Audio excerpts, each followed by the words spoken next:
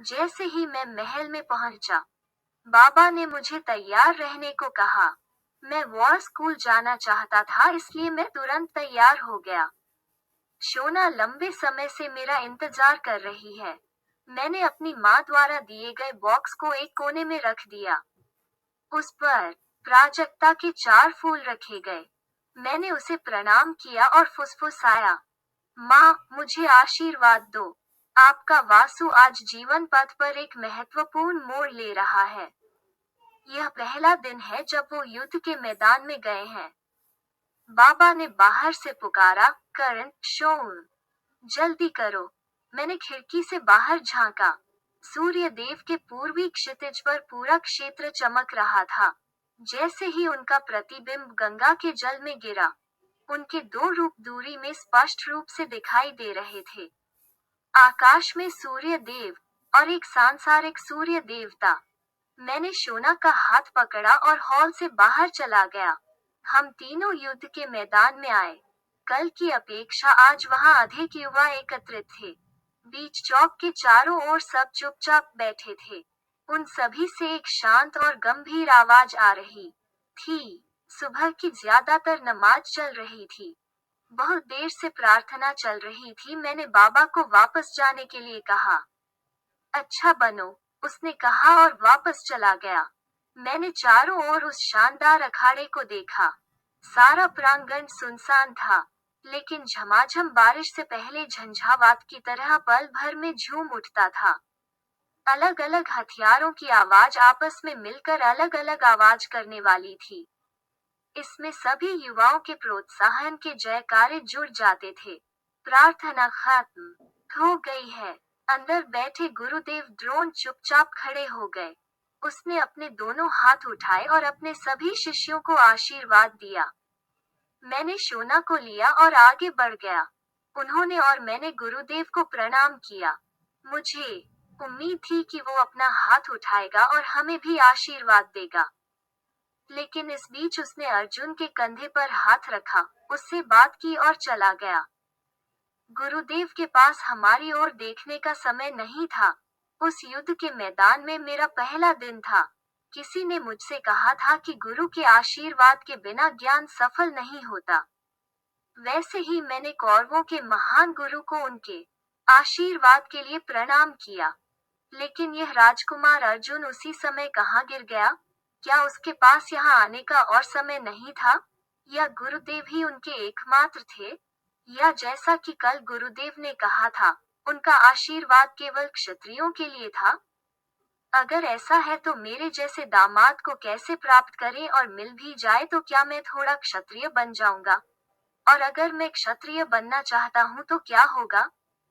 इस गुरु का आशीर्वाद पाने के लिए मैं क्षत्रिय क्यों बनूं?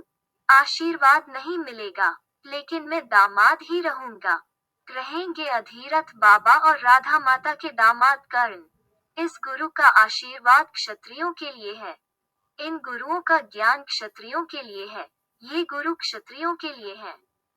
आप इसे कैसे पाते हैं? तो इस पहले दिन कौन बनने वाले हैं गुरु?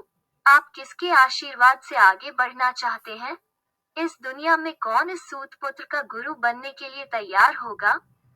कोई नहीं। इस समय अर्जुन क्यों आया? गुरुदेव द्रोण को इतना क्यों माना जाता है? वे दोनों गुरु शिष्य हैं। मेरा मन उदास हो गया। गर्दन नीचे करके मैं सोचने लगा, क्या यह मेरी गलती है कि मैं राजकुल में पैदा नहीं हुआ?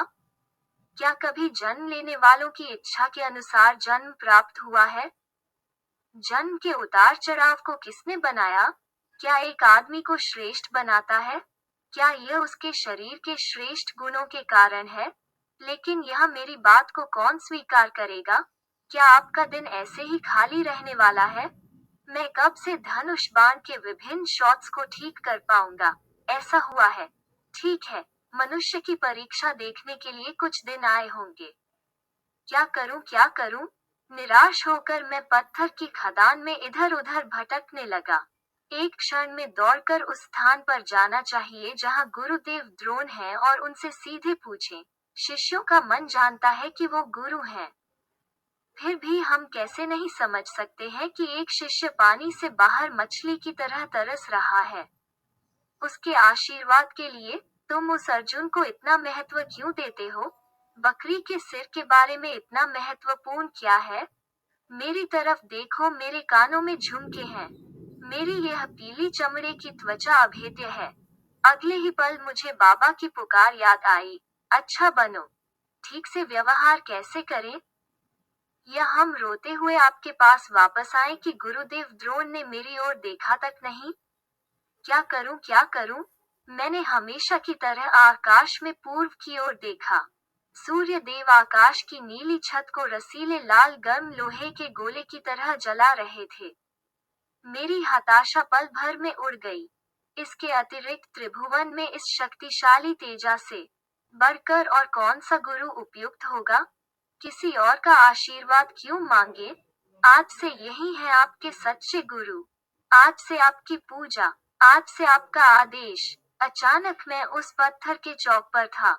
चढ़ गया, फूलों से सजा हुआ धनुष था।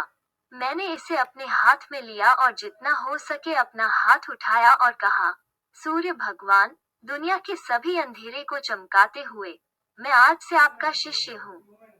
मुझे आशीर्वाद दो, मुझे रास्ता दिखाओ। सिर पर धनुष रखकर मैं झुक गया और उस तेज को प्रणाम किया। शोना हमेशा मेरे पीछे खड़ी रहती थी। मैंने उसे भी कहा। उन्होंने भी विनम्रता से हाथ मिलाया। थोड़ी देर बाद मैंने अपना प्रणाम किया। हम चौथे चरण से नीचे उतरने लगे। मेरा मन अब शांत हो गया था। गुरुवर्य द्रोण और राजकुमार अर्जुन सामने से चौधरी की ओर आ रहे थे। अर्जुन ने मेरी तरफ देखा और मुस्कुराया। मैं हंसना नहीं चाहता था। मुझे लगा कि उसकी मुस्कान में कुछ तो खराबी है। दादा भीष्म का स्मरण किया गया। वो इस अर्जुन के दादा थे, लेकिन दोनों में कोई समानता नहीं थी। दोनों के स्वभाव और व्यवहार में क्या फर्क है? जैसे ही मैं जा रहा था, अर्जुन ने मुझसे पूछा, यह कौन है? मेरा छोटा भाई, मैंने गर्व से कहा। क्या तुम भी इस स्कूल में आओगे? गुरुवर्य द्रोण ने पूछा। हाँ, मैंने उत्तर दिया। जाओ, और भी अनुग्रह है। उनकी टीम में शामिल हो। मैंने कुछ नहीं कहा। मैंने उन्हें सलाम करने के बारे में सोचा भी नहीं था। रास्ते में मैं अर्जुन के पास गया। वो मेरे कानों में झुमके देख रहा था। हम कृपाचार्य की टीम में आए। कृपाचार्य द्रोण के साले थे। उनके हाथों कई युवा तीरंदाजी की पढ़ाई कर रहे थे। मैंने एक पल के लिए सोचा, इतने राजकुमार यहाँ वहाँ क्यों चलते हैं? क्या इसमें कोई दुर्योधन है? क्या उनमें से एक उसके जैसा जिद्दी है? क्या किसी की दृष्टि उसके जैसी मर्मज्ञ है? तभी मैंने युवराज दुर्योधन को सामने आते देखा। मैं उसकी ओर चलने लगा, यह सोचकर कि अगर मैं उसके पास जाऊंगा, तो वो मुझसे जरूर सवाल करेगा। हम उनके पास गए, लेकिन वो युवराज दुर्योधन नहीं थे। उनमें और दुर्योधन के बीच क्या अद्भुत समानता थी। जैसे दो हंस चूजों को एक दूसरे से अलग नहीं किया जा सकता है, वैसे ही वे दोनों थे। कौन होना चाहिए, मैं सोचने लगा। उसने जो कपड़े पहने थे, उसके कारण वो राजकुमार रहा होगा, लेकिन यह राजकुमार कौन था? कौरवों की या पांडवों की? दुर्योधन की नी के साथ समानता है, इसलिए वो कौरवों में से एक होना चाहिए। लेकिन यह कौरव कौन है? अचानक ग्रेस ने उसे पुकारा, हाय तुम पर। वो भी उनके पास गया। मेरा मतलब है, अगर यह दुख था, दुर्योधन और उनमें क्या समानता है? एक को छिपाएं और दूसरे को हटा दें। युवराज दुर्योधन और राजपूत कुशासन, दोनों ही मामलों में एक पूर्ण है। दोनों की आंखों में एक ही पैठ। दुख दुर्योधन की छाया है ना?